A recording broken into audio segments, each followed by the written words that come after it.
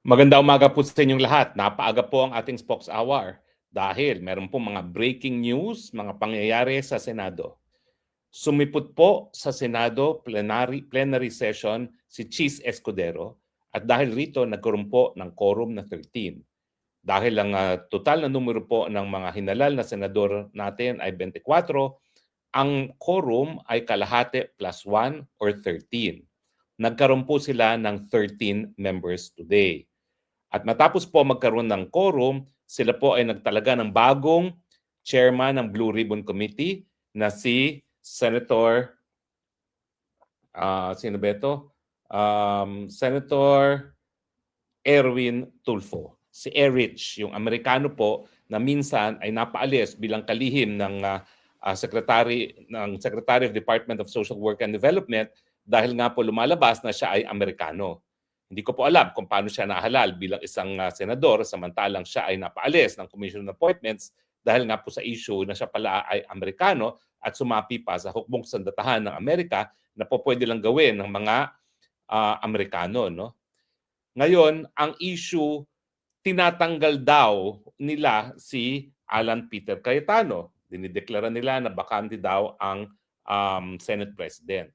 Pero malinaw po sa sikat ng araw pa kung ano po ang boto na kinakailangan sa pagtatalaga ng Senate President.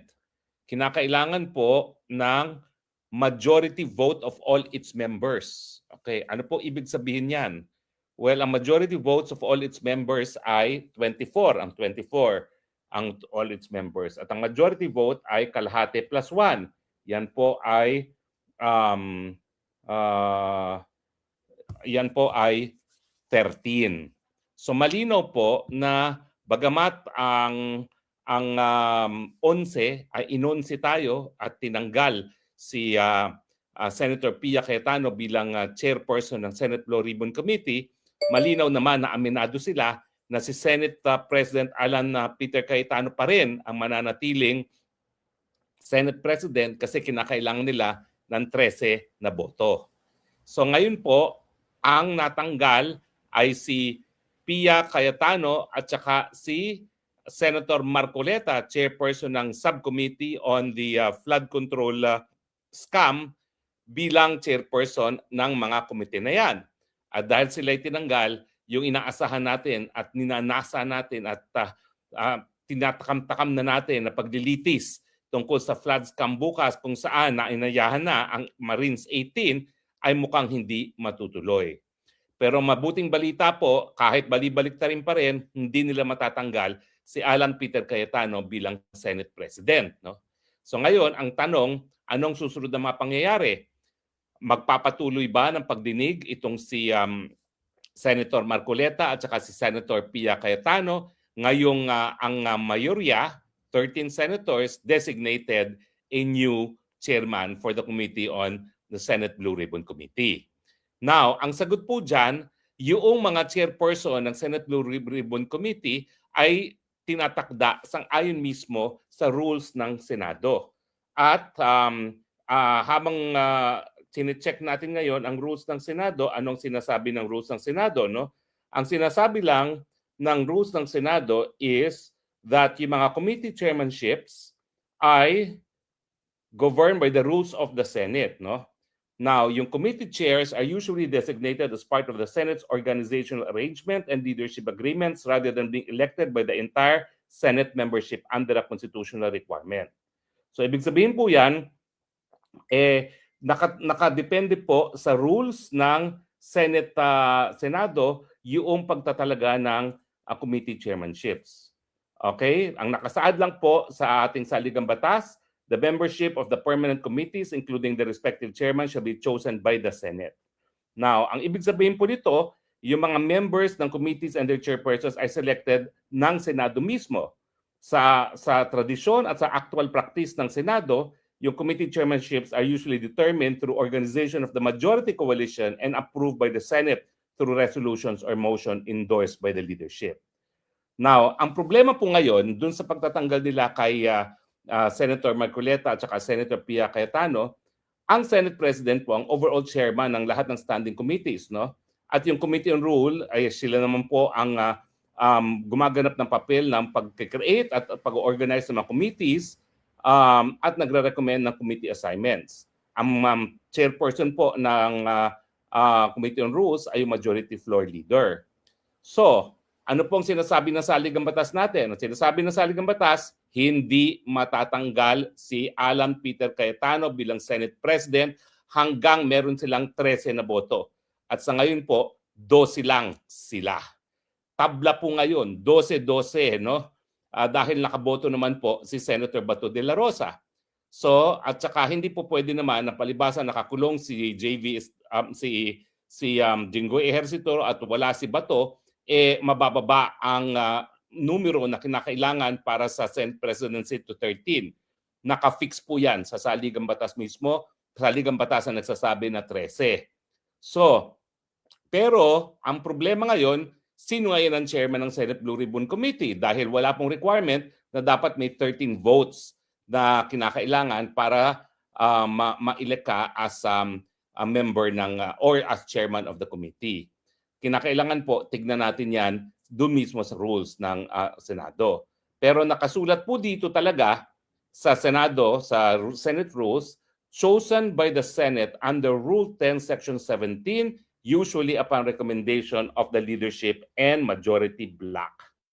So kinakailangan, ang mag-elect po ng mga chairperson ay upon the leadership, upon recommendation of the leadership, yan po ay si Alan Peter Cayetano at yung kanyang Senate Pro Tempore at ang kanyang majority floor leader at saka yung majority bloc.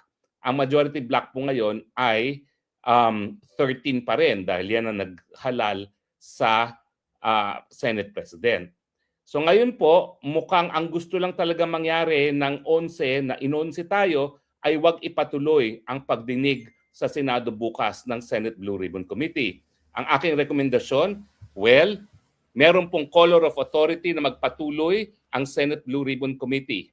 Bakit color of authority? Kasi unang-una, wala po doon sa naging agenda sa pagpupulong ngayon ng Senado yung reorganization. So bakit na-include yan sa agenda?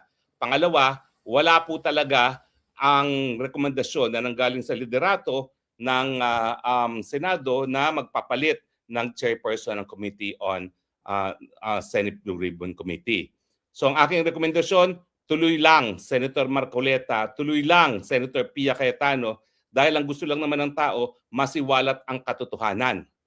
Kahit pa sila ay magsabi na sila ang Senate Blue Ribbon Committee, nasa inyo pa rin ang suporta ng Senate Rules at nasa iyo pa rin ang suporta ng Senate Leadership na sa ngayon po ay si Alan Peter Cayetano. Tuloy-tuloy lang po tayo, huwag nating hayaan na ma-11 ang buong sambayanan sa pamamagitan ng pagpapaliban ng pagdinig dyan sa flood control scam. Nakikita po natin kung gano'ng kaimportante talaga ang flood control scam dahil dito po sa testimonya ng Marines 18 at malay natin, baka pati si Zaldico ay magtestigo na rin dyan online. No? Nakikita natin talaga na ang tatahakin ng mga testimonya ng Marine 18 ay ang presidente mismo ang mastermind ng flood scam. At ang sasabihin ng Marines 18 ay sila nga ay nag-deliver ng limpak-limpak ng kwarta sa iba't ibang tao na inutos sa kanila ni Zaldico na kabahagi ng kanilang mga tongpats sa mga infrastructure insertions at kasama po sa mga pera na nadeliveran ay ang Malacanang at ang Nara at ang residence po ni Tambaluslos dyan po sa Forbes Park. Yung lugar ng Nara po, yan po ay isang bahay na binili mismo ng presidente para gawin lamang imbakan ng pera. At magkakaroon po ng testimonyang 18 na nag-deliver sila dyan sa Nara at nag-deliver din po sila sa Aduana. Yang Aduana po ay pag-aari ng mga Romualdezes, kaharap na kaharap po yan ng Malacanang. At titignan din po natin, baka meron ngang nag-deliver specifically kay Adrian Bersamin na sinasabi nga po ni Leandro Lebiste na meron text message kay Presidente na nagkumpirma ng pagtanggap ng pera sa ngalan ni Presidente Marcos Jr. Ulitin ko po, nagtatangkang onsehin ang taong bayan ng mga onsedor na Senate 11. Si Chis Escudero ay sumipot po, nagkaroon ng quorum. At alam naman po natin, instrumento si Chis Escudero dito sa plano nila na ipagpaliban nga ang pagdinig ng Senate Blue Ribbon Committee. Pero kampante naman po ako na hindi sila magtatagumpay dahil po pwede pong ituloy ni Senate Pia Cayetano at ni Senator Marcoleta because they still have the color of authority as the committee chairman dahil sila po ay natalagang chairman ng mga committee ito in a scheduled session of the Senate pursuant to an agenda and approved by the Senate body. Okay po, maraming salamat po. Sana po tayo nakapagbigay linaw at maya-maya po titignan natin kung pwede tayong makipag-joint broadcast sa aking BFF na si imbitahin ko na po siguro ngayon itong aking BFF na si Maharlika, no? Para kami ay makapag-joint broadcast. Ha? Ito po, kukunan ko lang po ang ating StreamYard link para siya po ay pumasok sa ating broadcast.